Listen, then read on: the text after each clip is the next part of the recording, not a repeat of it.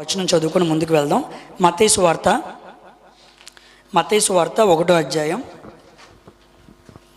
ఒకసారి 19వ వచనం చదువుకొని మనం ముందుకు వెళ్దాం. ఆమె భర్త అయిన యోసేపు నీతిమంతుడై ఉండి ఆమెను అవమానపరచనొల్లక రహస్యంగా ఆమెను విడనాడ ఉద్దేశించను. యేసుక్రీస్తు వారి పుట్టుకకు సంబంధించి మనకు బైబిల్లో చాలామంది వ్యక్తులు కనపడుతూ ఉంటారు.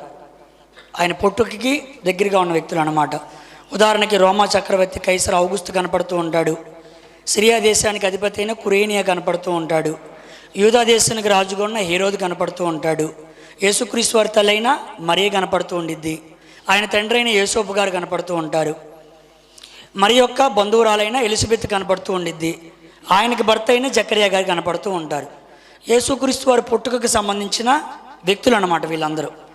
అయితే వ్యక్తులే కాకుండా కొన్ని ప్రాంతాలు కూడా ఉంటాయి. నజరేత్ అనే పట్టణం, బెత్లెహేం అనే పట్టణం, గలిలీ దేశం, యూదా దేశం, ఇలా యేసుక్రీస్తు వారి పుట్టుకకు సంబంధించి చాలా విషయాలు, చాలా ప్రాంతాలు మనకు అక్కడ కనపడుతూ ఉంటాయి. అయితే ఈరోజు మనం వాటన్నింటిలో కూడా యోసేపు గారి గురించి ఆలోచిద్దాం. యోసేపు గారి గురించి ఒక ఆలోచన మనం చేసుకుని ముందుకు వెళ్దాం.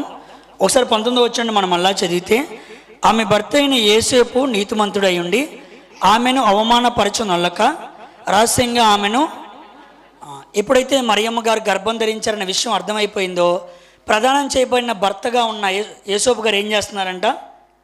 అవమానపరచ అంటే అవమానపరుద్దాం అన్న ఆలోచన ఆయనకి లేదు. రెండోది, రహస్యంగా ఆమెను అవమానపరచకూడదు అనుకుంటున్నాడు. Number 1 point. నెంబర్ 2 పాయింట్, ఆమెను విడనాడాలి అనుకుంటున్నాడు. ఎలాగా? రహస్యంగా. ఇప్పుడు ప్రశ్న, ఒక నీతిమంతుడైతే తన భార్యను అలా విడనాడచ్చా? విడనాడకూడదా? విడనాడకూడదు. విడనాడాలనే ఆలోచన కలిగింది. కానీ దేవుడు ఏం రాయించాడు ఆయన గురించి? నీతిమంతుడు అన్నాడు. ఒక నీతిమంతుడై ఉండి ఆ భార్యను విడనాడకూడదు, కానీ విడనాడాలన్న ఉద్దేశం కలగంగానే ఆ పాయింట్ని కూడా దేవుడు రాయించి ఆయన నీతిమంతుడు అన్నాడు. అవమానపరచకూడదు అనుకున్నాడు, కరెక్టే. భార్యని విడనాడదాం అనుకున్నవాడు ఎలా నీతిమంతుడు అవుతాడు? భార్యని విడనాడదాం అనుకున్నవాడు ఎలా నీతిమంతుడు అవుతాడు? నీతిమంతుడికి డెఫినేషన్ ఏంటి బైబిల్లో? ఒక మాట చూసుకుందాం. సమూయేలు గ్రంథం 24వ అధ్యాయం, మొదటి సమూయేలు గ్రంథం 24వ అధ్యాయం 18వ వచనం చూడండి.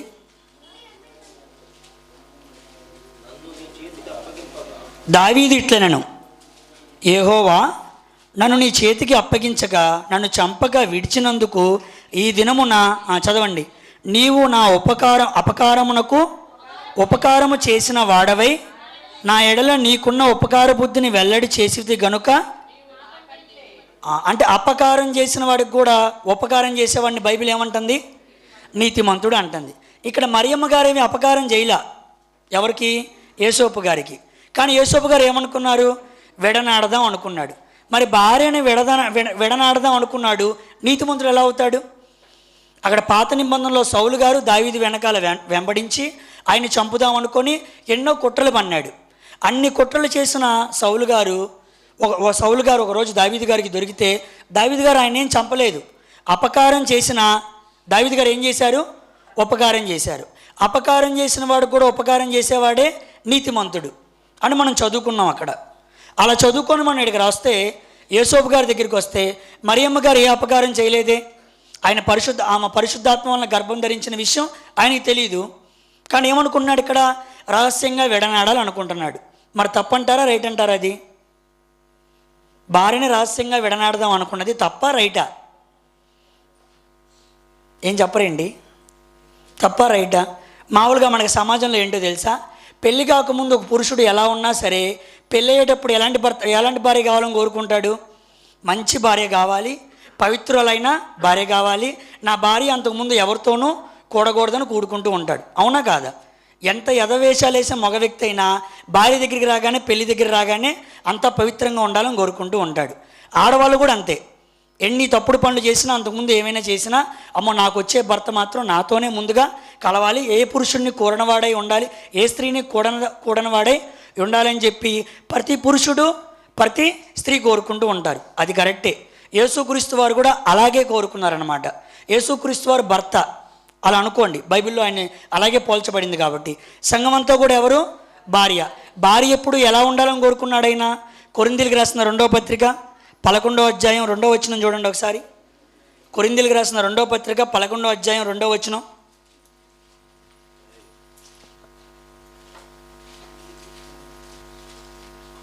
చదవండి. ఉన్నాను. ఎందుకనగా పవిత్రులైన కన్యకగా ఒక్కడే పురుషునికి అనగా క్రీస్తుకు సమర్పింపవలనని మిమ్మల్ని ప్రదానము చేసి తిని. ఎవరైనా ఎప్పుడైనా ఎవరైనా ప్రదానం చేసుకోవాలంటే ఎలాంటి వారిని ప్రదానం చేసుకుంటారు? పవిత్రురాలుగా ఉన్న కన్యకని ప్రదానం చేసుకుంటారు. మనం కూడా యేసుక్రీస్తు వారికి ఎలా ప్రదానం చేయబడ్డాం? పవిత్రులైన కన్యకగా ప్రదానం చేయబడ్డాం. ఏదో రోజు మన ప్రభు వచ్చి ఆయన మనల్ని పెళ్లి చేసుకోవడానికి వస్తాడు. అప్పటి వరకు మనం ఏం చేయాలి? మన పరిశుద్ధతని కాపాడుకోవాలి. అంతేనా కాదా? అంటే ప్రతి నీతిమంతుడు కూడా తన భార్య నీతిగా ఉండాలని కోరుకుంటూ ఉంటాడు. ప్రతి భార్య కూడా తన భర్త నీతిమంతుడుగా ఉండాలని కోరుకుంటూ ఉంటారు. అది తప్పేమీ కాదు. చాలామంది యేసోపు గారి దగ్గర ఈ విషయాన్ని చూసి రహస్యంగా భార్యని విడదనాడదాం అనుకున్నవాడు ఎలా నీతిమంతుడు అవుతాడంటే, నీతిమంతుడు అపవిత్రతను తట్టుకోలేరు. అపవిత్రంగా భార్య ఉందంటే తట్టుకోలేరు. అర్థమైందా? కాబట్టి నీతిగా ఉండాలి అని కోరుకోవడంలో తప్పేమీ కాదు. కాబట్టి యేసోపు గారిలో ఉన్న ఒక మంచి లక్షణం ఏంటంటే, రహస్యంగా విడనాడదాం అనుకున్నది తప్పేమీ కాదు. ఒక నీతిమంతుడు మరొక నీతిమంతులతోనే సాంగత్యం చేస్తూ ఉంటారు. ఒక విశ్వాసం ఎవరిని పెళ్లి చేసుకోవాలి? విశ్వాసనే పెళ్లి చేసుకోవాలి. ఒక పరిశుద్ధుడు పరిశుద్ధురాలనే పెళ్లి చేసుకోవాలి. ఒక పరిశుద్ధుడు అపవిత్రురాలతో పెళ్లి చేసుకోడు. క్రీస్తుకి బెలియాలకి, విశ్వాసకి అవిశ్వాసకి, లోకంలో ఉన్నవారికి దేవుల్లో ఉన్నవారికి చాలా వ్యత్యాసం ఉండిద్ది. వీళ్ళు వాళ్ళతో సాంగత్యం చేయడానికి ఇష్టపడరు అన్నమాట. కాబట్టి అందుకే యేసోపు గారు తన భార్యని అలా విడనాడదాం అనుకున్నాడు. సరే, విడనాడదాం అనుకున్నాడు. రెండో పాయింట్ ఏంటి? అవమానపరచ నొల్లక. అంటే అవమానపరిచే అవకాశం ఉందా యేసోపు గారికి? పాత నిబంధనలో ఇశ్రాయేలు స్త్రీలకు సంబంధించి చాలా కట్టుదిట్టమైన కట్టడలు ఉంటాయి. అవి చాలా కఠినంగా ఉంటాయి అన్నమాట. ఇశ్రాయేల్ రాయిలో ఏ స్త్రీ అయినా కన్యకగా ఉన్నప్పుడు చాలా జాగ్రత్తగా తన శీలాన్ని కాపాడుకోవాలి. ఒకవేళ కన్యక కాదు అనే విషయం పురువైపోయింది అనుకోండి, చాలా ప్రమాదకరమైన విషయాలు ఉంటాయి అన్నమాట. అందుకే బైబిల్లో ఇశ్రాయేల్ స్త్రీలు చాలా కన్యత్వాన్ని కాపాడుకుంటూ ఉండాలి. ఆ రోజుల్లో కన్యత్వానికి కొన్ని లక్షణాలు ఉంటాయి అన్నమాట. వాటిని వర్జినిటీ అంటారు. ఇలా అన్నానని తప్పుగా అర్థం చేసుకోవద్దు. తల్లి లాంటి వారు, అక్క లాంటి వారు, చెల్లి లాంటి వాళ్ళు ఉన్నారు కాబట్టి అర్థం చేసుకోవడానికి మాట్లాడుతున్నా. బైబిల్లో ఆనాడు కన్యత్వపు లక్షణాలు ఉంటాయి అన్నమాట. బైబిల్లో మనం ప్రతి స్త్రీని గమనిస్తే ఆనాడు చిన్నప్పుడే పెళ్లి చేసుకుంటూ ఉంటారు. చిన్నప్పుడే పెళ్లి చేస్తారనమాట. పెళ్లి చేసుకున్నప్పుడు పురుషుడు స్త్రీ కూడినప్పుడు వాళ్ళకి బ్లడ్ బ్లీడింగ్ అనేది జరిగిద్ది అనమాట. అది కన్యత్వానికి సూచన. ఆహా, ఈ పిల్ల కన్య, అంతకుముందు ఏ పురుషుతో కూడా కూడలేదు అంటానికి కొన్ని లక్షణాలు ఉంటాయి. అయితే ఎవరైనా పాత నిబంధనలో ఒక పురుషుడు స్త్రీని పెళ్లి చేసుకున్నప్పుడు ఆ కన్యత్వపు లక్షణం కనపడలేదు అనుకోండి, ఆమె మీద నేరం మోపి నేనేమైనా పెళ్లి చేసుకున్నాను, నేనేమైనా కూడినప్పుడు కన్యత్వపు లక్షణాలైనా ఆ బ్లడ్ బ్లీడింగ్ కనపడలేదని చూపించారనుకోండి, అందరి ముందు ఆమెకు అవమానం అన్నమాట. అవమానం కాదు, ఆమెను రాళ్ళతో కొట్టి చంపాలి. ఆ మాట చూడండి, ద్వితీయోపదేశకాండం 22వ అధ్యాయం, ద్వితీయోపదేశకాండం 22వ అధ్యాయం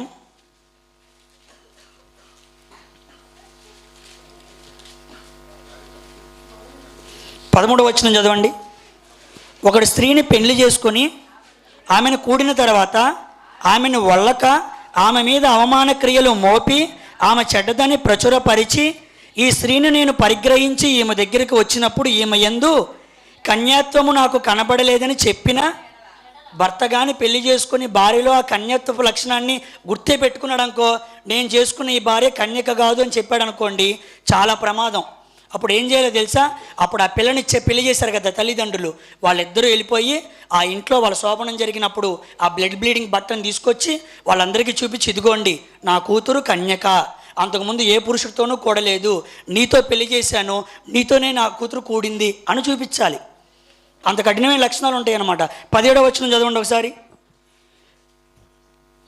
ఇదిగో ఇతడు ఈమెను నొల్లక ఈ కుమార్తె యందు కన్యాత్వము నాకు కనబడలేదని అవమాన క్రియలు చేసినదనియు ఆమె మీద నింద మోపెను. అయితే నా కుమార్తె కన్యాత్వమునకు గుర్తులు ఇవే అని పెద్దలతో చెప్పి పట్టణపు పెద్దల ఎదుట ఆ బట్టను చూసారా? కన్య కాదు అంటే ఎంత పని చేయాలో చూసారు అక్కడ. నా కూతురు కన్యక అనటానికి ఎన్నో లక్షణాలు చూపించాలి, ఇశ్రాయేల్లో పెద్దల దగ్గరికి తీసుకొచ్చి ఆ బట్టలు చూపించాలి, అంత పని ఉండిద్ది అనమాట. ఒకవేళ ఆమె కన్యకాన్ని ప్రూవ్ అయింది అనుకోండి, వెండి రూకలు భర్తకు చెల్లించాలన్నమాట. కానీ ఇక్కడికి మరియమ్మ గారి దగ్గరికి వచ్చామనుకోండి, కన్యత్వం చూపించడానికి పక్కన పెట్టండి, గర్భంతో ఉన్న స్త్రీ కనపడిద్దా లేదా? ఆమె కన్యక కాదని ఈజీగా చెప్పేయచ్చు. ఎలా చెప్పేయచ్చు? ఈజీగా చెప్పేసి అవమానపరచచ్చు. 100కి 100% అవకాశం ఉంది. ఎవరికి? యేసోపు గారికి అవమానపరిచే అవకాశం ఉంది. ఒకసారి 20వ వచనం చదవండి, 21 చదవండి. వారు ఆమె తండ్రి ఇంటి వద్దకు ఆ చిన్నదాన్ని తీసుకుని రావాలను. ఎవరి దగ్గరికి రావాలంట?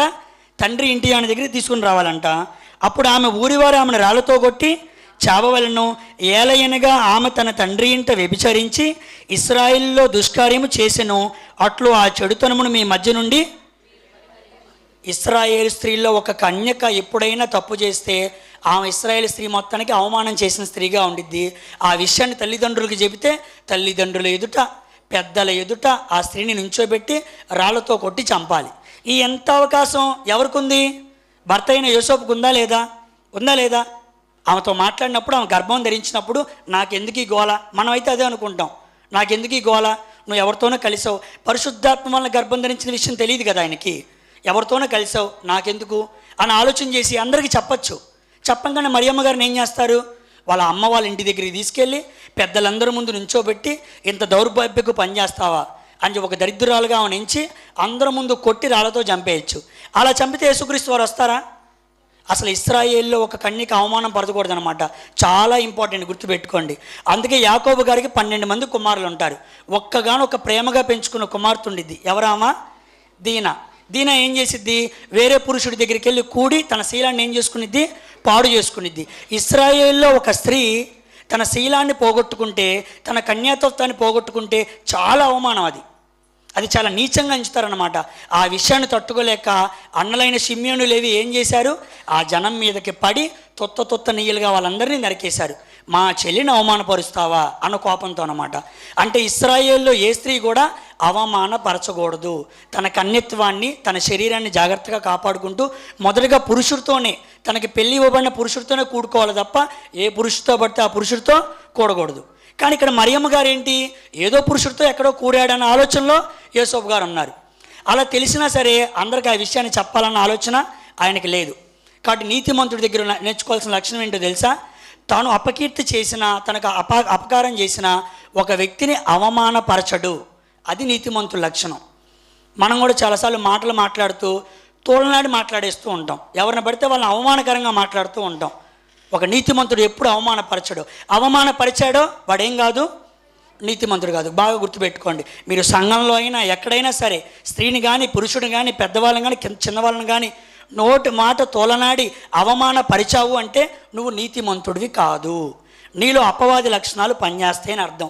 ఎంత పెద్ద సమస్య వచ్చినా ఒక వ్యక్తి తన తోటి వారిని అవమానపరచకపోవడమే నీతి లక్షణం అన్నమాట. ఎన్నో శ్రమలు పెట్టాడు సౌలు గారు, ఎన్నోసార్లు చంపుదాం అనుకున్నాడు. ఏనాడని చంపాడా? ఏనాడని తిట్టాడా? అసలు మామ అని పిలవాలి సౌలు గారిని. దావీదు గారికి సౌలు గారు ఏమవుతారు? మామ అవుతాడు. కానీ మామ అని పిలవాల. ఏమని పిలిచాడు తెలుసా? తండ్రి అని పిలుస్తాడు. ఎన్ని తప్పులు చేసినా అపకారం చేసిన వ్యక్తి కూడా ఉపకారం చేసి అవమానపరచకుండా ఉన్నాడే, అది నీతిమంతుల లక్షణం. అది అలా చూసుకుంటూ వచ్చామనుకో, అది ఎవరిలో కనపడింది? యేసోపు గారిలో కనపడింది. కానీ మనసులో బాధ, నీతిమంతుడిగా బతికాడు కదా, ఇన్నాళ్ళు నీతిగా బతికాను, నేను మంచిగా ఉన్నామని పెళ్లి చేసుకుందాం అనుకున్నాను, ఈ రోజేంటి ఇలా వచ్చింది. ఇప్పుడు గర్భంతో ఉన్న స్త్రీని ఎవరైనా పెళ్లి చేసుకుంటారా? ఎవరు పెళ్లి చేసుకుంటారు? ఎవరు పెళ్లి చేసుకోరు. అక్కడ ఆయన కూడా అంతే. ఇన్నాళ్ళు నీతిగా బతికాను, నేను నీతిగా బతికింది ఎందుకు? ఒక పవిత్రాలను పెళ్లి చేసుకుందామని కదా, ఇక్కడేమో ఇలా జరిగిపోయింది ఏంటా అన్న ఆలోచన. ఒక పక్కనేమో రహస్యంగా విడనాడదామని, మరో పక్కన ఎలా విడనాడాలి? నేను కానీ విడనాడాను అనుకో, ఈ విషయం అందరికీ తెలిసిపోయింది అనుకో, అన్యాయంగా యవనస్త్రాలను తీసుకెళ్ళి పెద్దలందరి ముందు నించోబెట్టి రాళ్లతో కొట్టి చంపుతారు. అబ్బా ఎలాగా? ఒక పక్కన అవమానపరచలేకపోతున్నాడు, ఇంకో పక్కన విడనాలేకపోతున్నాడు, ఒక పక్కన వదిలిపెట్టలేకపోతున్నాడు, ఇంకో పక్కన చేర్చుకోలేకపోతున్నాడు, సతమతం అయిపోతున్నాడండి యేసోపు గారు. ఆయన ఏం తప్పు చేశాడా? ఏం తప్పు చేయలే. ఇక్కడ మనకేం రావాలి? నీతి నిమిత్తం హింసింపబడుతున్నాడు అనమాట ఆయన. దేని నిమిత్తం? నీతి నిమిత్తం హింసింపబడువారు ధన్యులు. ఈయన కూడా ధన్యుడే. ఆయనకేం అవసరం? నాకేం పట్టిందయ్యా, మీ అమ్మాయి ఎవరితోనో కలిసింది, గర్భం ధరించింది, తీసుకెళ్ళండి అన్నాడు అనుకో, అయిపోయింది. ఇంత అధ్యాయం చదవాల్సిన పని లేదు, అంత ఆలోచన చేయాల్సిన పని కూడా లేదు. కానీ నీతిమంతుడు కదా, నీతిమంతుడు తనకి అన్యాయం చేసిన, అపకారం చేసిన, ఇబ్బంది కలగజేసిన పరోపకారమే చేస్తాడు తప్ప అపకారం చేయడన్న యేసుక్రీస్తు వారు ఏర్పాటు చేసిన నీతిలో చక్కగా యేసోబు గారు కనపడుతూ ఉంటారు. అలా కనపడుతూ బాధతో ఆలోచనతో ఎలాగా అని నిద్ర కూడా పట్టుండదు ఆయనకి. అలా పట్టనప్పుడు ఏం జరిగింది? ఇప్పుడు దీన్ని మత్తయి సువార్త 1వ అధ్యాయం, మత్తయి సువార్త 1వ అధ్యాయం 20వ వచనం. ఇప్పుడు 20వ వచనం చదండి. ఏ సంగతులు? భార్యని విడనాడదామా లేదా? అవమానపరిస్తే ఎట్టాగా? అందరూ చంపుతారు కదా, అవమానపరచలేకపోతున్నాడు, చేర్చుకోలేకపోతున్నాడు, ఈ ఆలోచనలతోనే ఉన్నాడు. అబ్బా ఎట్టా నాకేంది ఇలా జరిగింది, మంచిగా పెళ్లి చేసుకుని కాపురం చేసుకుందాం అనుకుంటే నాకేంటి ఇలా జరిగింది? ఏమంటే పెళ్ళికి ముందు చిన్న విషయాలు తెలిస్తేనే అసలు పెళ్ళి ఆపేసుకుంటారు తెలుసా? చిన్న విషయాలు, భర్త గురించి భార్యకి కానీ, భార్య గురించి భర్తకి కానీ చిన్న విషయం తెలిసింది అనుకోండి, అసలు వదిలేస్తారు. కానీ ఇక్కడ ఎంత పెద్ద విషయం తెలిసింది. నేను పెళ్లి చేసుకునే ఆ భార్య ఆ మరి ఉందే, ఆమె గర్భంతో ఉందన్న విషయం తెలిసిపోయింది. ఆ విషయం మనసులో పెట్టుకుని నిద్ర పట్టిద్దండి ఎవరికైనా? ఆయనకి నిద్ర పట్టట్లా. సతమతం అయిపోతున్నప్పుడు ఈ సంగతుల గురించి ఆలోచించుకుంటూ అలా పడుకొని ఉంటాడు. పడుకోగానే ఏం జరిగిందంట? అతడు ఈ సంగతుల గురించి ఆలోచించుకొని చుండగా ఇదిగో ప్రభు దూత స్వప్నముందు అతనికి ప్రత్యక్షమై, దావీదు కుమారుడైన యోసేపు, నీ భార్య అయిన మరియను చేర్చుకున్నట్టుకు భయపడకము, ఆమె గర్భము ధరించినది పరిశుద్ధాత్మ వలన కలిగినది. అప్పుడు చెప్పాడండి దేవుడు వచ్చి, ఆ బిడ్డ మా సతమతం అయిపోతుంటే, అయ్యా నువ్వు తప్పుగా అర్థం చేసుకోమాక, నువ్వు ఎవరినైతే విడనాడదాం అనుకుంటున్నావో, నువ్వు ఎవరినైతే అవమానపరచకూడదు అనుకున్నావో ఆ మరియ కన్యక, ఏ పురుషుణ్ణి కూడలేదు, ఆమె తన కన్యత్వాన్ని బాగా కాపాడుకున్న స్త్రీ. మరి గర్భం ఎలా వచ్చింది దూత అని అడిగినప్పుడు ఆమె పరిశుద్ధాత్మ వలన గర్భం ధరించింది అనగానే అప్పుడు మనసు కాస్త నెమ్మది పడిందండి. అప్పుడు మనస్ఫూర్తిగా వెళ్ళిపోయి చెప్పంగానే వెంటనే భార్యను చేర్చుకున్నాడు. ఎలా చేర్చుకున్నాడు తెలుసా? ఆ భార్య గర్భంతో ఉంది.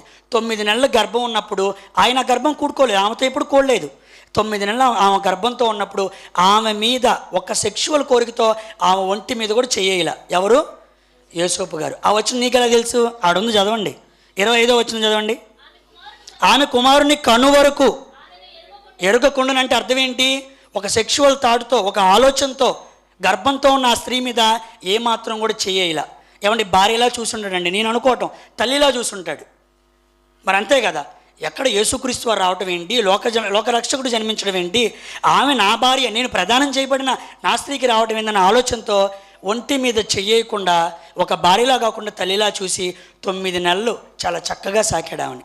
సాకిన తర్వాత అసలు యేసుక్రీస్తు, మనం యేసు అన్నాం కదా, ఆ పేరు పెట్టింది ఎవరో తెలుసా? కన్యకైన మరియా, యేసోబు గారు, వాళ్ళిద్దరూ కలిసి ఆ పేరు పెట్టారు. సాక్షాత్తు యేసుక్రీస్తు వారికి యేసు అన్న పేరు పెట్టే గొప్ప అవకాశం దేవుడికి ఎవరు కల్పించారు? యాకోబు గారికి కల్పించారు. ఎందుకు? ఒక నీతిమంతుడు కాబట్టి. యేసోబు గారు ఎందుకు? ఒక నీతిమంతుడు కాబట్టి. నీతిమంతుడితో పాటు అదే మెయిన్ పాయింట్, అవమానపరచకూడదన్న ఒక్క పాయింట్ పట్టుకున్నాడు దేవుడు. ఏంటి ఆ లక్షణం? అవకాశం ఉంది కదా, చేయించలేదా? అది ధర్మశాస్త్రం, కంటికి కన్ను పంటికి పన్ను. అక్కడ ఎలా తెలిసింది దేవుని నీతి? యేసుక్రీస్తు వారు స్థాపించే కొత్త నీతి, 3000 సంవత్సరాల తర్వాత స్థాపించబోయే నీతి అప్పుడు ఎలా తెలిసింది? అప్పుడు కూడా ధర్మశాస్త్రం వర్క్ అవుతుంది కదా. యేసుక్రీస్తు వారు వచ్చారు భూమి మీదకి, యేసుక్రీస్తు వారు రావాలి, కొత్త నిబంధన స్థాపించాలి, అప్పుడు కదా ఆలోచన చేయాల్సింది. ఒక్క ఆలోచన కూడా రాలే. అంటే మన జీవితంలో మనల్ని ఎంతమందిని అవమానపరుచుంటాం, తోలనాటి మాటలు, పెద్ద మాటలతో తురుక్కుమన మాట నేస్తాం. ఎంతమందిని అవమానపరుచుంటాం. సొంత భార్య అవమానపరచచ్చు, కానీ అవమానపరచలేదు కాబట్టి అలా తీసుకెళ్ళి అలా ఉన్నతమైన స్థాయిలో ఉంచోబెట్టాడు. ఒకసారి ఒక వచనం చూద్దాం చూడండి, ఒకసారి 20వ వచనం మళ్ళా చదవండి. అతడి సంగతులను గూర్చి ఆలోచించుకొని చుండగా ఇదిగో ప్రభుదూత స్వప్నమందు అతనికి ప్రత్యక్షమై, యేసోబు గారి నాన్న పేరేంటి? యేసోబు గారి నాన్న పేరేంటి? ఒకసారి 1వ అధ్యాయంలో 17వ వచనం చూడండి, 16వ వచనం చూడండి. యాకోబు మరియ భర్త అయిన, అంటే యోసేపు, ఇప్పుడు మనం మాట్లాడుకున్నామే మరియ భర్త అయిన యోసేపు, ఆయన కన్నతండ్రి ఎవరు? యాకోబు. ఇప్పుడు 20వ వచనంలో దూత వచ్చినప్పుడు ఏమని పిలవాలి? యాకోబు కుమారుడు అయినా. మరి ఏమన్నా ఉంది?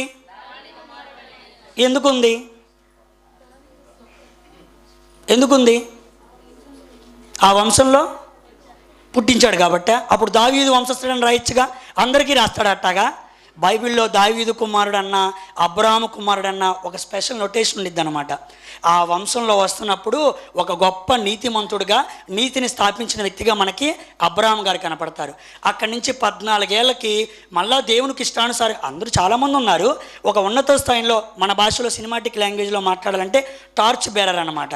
ఆ స్థాయిలో ఆ వంశంలో వాడే విశ్వాసాన్ని గట్టిగా నిలిపినోడు. అలా చూస్తే మనకు ఎవరు కనపడతారు? అబ్రాహాము గారు కనపడతారు. ఆ తర్వాత ఎవరు కనపడతారు? దావీదు గారు కనపడతారు. అందుకే 400 ఏళ్ళ తర్వాత, పాత నిబంధన అయిపోయిన తర్వాత పరిశుద్ధాత్మ దేవుడు మత్తయ్య గారికి వచ్చి మత్తయి సువార్త రాద్దామన్న ఆలోచన వచ్చినప్పుడు మత్తయి సువార్తను ఎలా మొదలు పెట్టాలి, ఎలా మొదలు పెడితే బాగుండిద్ది, ఎవరి పేర్లు రాద్దాం అన్న ఆలోచన వచ్చినప్పుడు ఆ మత్తయ్య అనే విశ్వాసైన భక్తుడికి పరిశుద్ధాత్మ దేవుడు ఎవరి పేర్లు సూచించాడు తెలుసా? మత్తయి సువార్త 1వ అధ్యాయం 1వ వచనంలో ఎవరి పేర్లు ఉన్నాయి? అబ్రాహామే ఎందుకు? చాలామంది ఉన్నారుగా. ఆదాము లేడా? ఉన్నాడుగా. నోవహు లేడా? ఉన్నాడుగా. అబ్రాహాం పేరే ఎందుకు? ఒక ఉన్నతమైన స్థాయిలో విశ్వాసాన్ని అక్కడ స్థాపించాడు అనమాట. నిరీక్షణ లేదు, ఆ సమయంలో నమ్మాడు. అందుకే ముందు ఆయన పేరు రాయి. ఆ తర్వాత దావీదు గారు తప్పు చేసి నిలబడి ఇక తప్పు జోలికి వెళ్లకుండా ఇశ్రాయేలు రాజుల్లో చెప్పుకోదగ్గవాడు ఎవడంటే దావీదే. అందుకే ఏ రాజునైనా దేవుడు ఆశీర్వదించాలని ఎలా ఆశీర్దిస్తాడు తెలుసా? దావీదులాగా నేను ఆశీర్దిస్తా అంటాడు. ఏ రాజునైనా మీరు చూడండి, నిన్ను ఆశీర్వదించాలని అండవు, దావీదులాగా ఆశీర్వదిస్తా అంటాడు. దావీదు పేరెత్తకుండా దేవుడు ఉండడు. రాజుల గ్రంథం, దినవృత్తాంతాల గ్రంథం, సమూయేలు గ్రంథం మీరు చూసుకోండి, దావీదు అనే పేరు 2-3 వచనాలకు వస్తూనే ఉండిద్ది. అంత విశ్వాసాన్ని స్థాపించిన ఆ వంశంలో ఎవరు వచ్చేసారు? ఇప్పుడు యోసేపు గారు వచ్చారు. అందుకే యోసేపు వాళ్ళ నాన్న యాకోబైనా ఏమని పిలిచాడు తెలుసా? నువ్వు దావీదు కుమారుడివి. దావీదు గారికి ఎటువంటి విశ్వాసం ఉందో, ఆయన ఏ విధంగా నీతిమంతుడిగా బతికాడో నువ్వు కూడా అదే విధంగా నీతిమంతుని బతికావు అంటారు. అలా పేర్లు పిలవడానికి చాలా అర్థం ఉండిద్ది. బైబిల్లో చాలా అబ్రాహాము కుమారులు ఉంటారు తెలుసా? ఇప్పుడు మనకి ధనవంతుడు లాజరు తెలుసు. లాజరు ఎవరు? దరిద్రుడు. కానీ ఎవరు కుమారుడు? అబ్రాహాం గారు కుమారుడు. చెట్టు మీద జక్కయ్య ఉన్నాడు. జక్కయ్య దిగిరా అన్నాడు. వెంటనే యేసుక్రీస్తు అని ఇంట్లో చేర్చుకున్నాడు. ఇంటిలోకి చేర్చుకోగానే జక్కయ్య పేరు జక్కయ్య కాదు. ఏంది? అబ్రాహాం కుమారుడు. అబ్రాహాం ఎక్కడ, ఈయనెక్కడ, ఎలా కుమారుడు అయిపోయాడు? విశ్వాసంలో లింక్ అయ్యారు. అది విశ్వాసంలో లింకు. అంత గొప్ప విశ్వాస బాణీలోనికి యోసేపు గారు వచ్చేశారు. ఎందుకు? ఒక్కటే లక్షణం. ఏంటి ఆ లక్షణం? అవమానపరచడానికి అవకాశం ఉన్నా అవమానపరచలేదు. మనకు అవమానపరచడానికి అవకాశాలు ఉన్నా అసలు మనం అవమానపరచడానికి అవకాశాలు ఉండవు. మనమే అవకాశాన్ని క్రియేట్ చేసి తోలనాడి మాట్లాడి వేళను అవమానపరుస్తాం. ఆ భక్తులకి భక్తులు అని చెప్పుకున్న మనకి ఎంత తేడా ఉంది ఆలోచన చేయండి. మాట జాగ్రత్తగా ఉండాలి. ఆ భార్య విషయంలో ఒక్క మాట కూడా మాట్లాడలేదు కాబట్టి అసలు అద్భుతంగా ఉండిద్ది ఆయన జీవితం. అర్థమైందా? కాబట్టి అందుకే ఏమైనా దావీదు కుమారుడైన యోసేపు అన్నాడు. ఆయన ఎంత ప్రేమించాడో తెలుసా? చాలా జాగ్రత్తగా ప్రేమించాడు. ఒక్క వచనం చూడండి, యేసుక్రీస్తు వారిని ప్రేమించాడో లేదో చూపించడానికి. లూకాసు వార్త 3వ అధ్యాయం, లూకాసు వార్త 3వ అధ్యాయం 41వ వచనం చదవండి. 2:41. పస్కా పండుగప్పుడు ఆయన తల్లిదండ్రులు ఏటేటా యెరూషలేమునికి వెలుచుండువారు.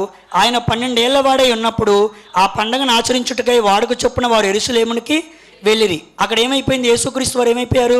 తప్పిపోయారు. అవునా కదా? తప్పిపోయారు. తప్పిపోయినప్పుడు ఏం చేస్తూ ఉంటారు? తల్లిదండ్రులు ఇద్దరు వెతుకుతూ ఉంటారు. అప్పుడు యేసుక్రీస్తు వారు కనపడంగానే మరి ఓ మాట అనిద్ది, అయ్యా ఎక్కడికి వెళ్ళిపోయావు? నీకోసం మేము వెతుక్కుంటున్నాం కదా. నీ తల్లి అయిన నేను నీ తండ్రి బహుగా దుఃఖపడుచున్నాం, మేము బాధపడుతున్నాం అంటారు. అంటే వేరే వాడి గర్భానికి పుట్టిందన్న ఆలోచన ఎక్కడా లేదు. నేను కనలేదు కదా, నా భార్యతో నేను కూడితే నాకు పుట్టినోడు కాదు కదా అన్న ఆలోచన తన జీవితంలో ఎక్కడ ఆలోచన చేయలే. మనం కూడా మన కడుపున పుట్టిన పిల్లల్ని ఒకలాగా చేస్తాం, పెంచుకున్న పిల్లల్ని ఒకలాగా చేస్తాం. యేసోపు గారు కన్నారా? కనలేదు. కానీ పెంచిన తండ్రిలాగా ఎప్పుడు చూడాల. కన్న తండ్రి ఎలా చూస్తాడో కడుపున పుట్టిన కుమారుని మనం ఎలా చూస్తామో అలాగే చూశాడు. ఎవరు? యేసోపు గారు. అందుకే యేసుక్రీస్తు వారి వంశావళిలోనికి వచ్చేసి యేసుక్రీస్తు వారి జన్మ విధానాన్ని తెలియజేసే విషయంలో ఒక గొప్ప నీతిమంతుడిగా ఉన్నాడు. కాబట్టి నీతిమంతుడు అంటే ఏం చేస్తాడు? ఎవరిని కూడా అవమానపరచడు.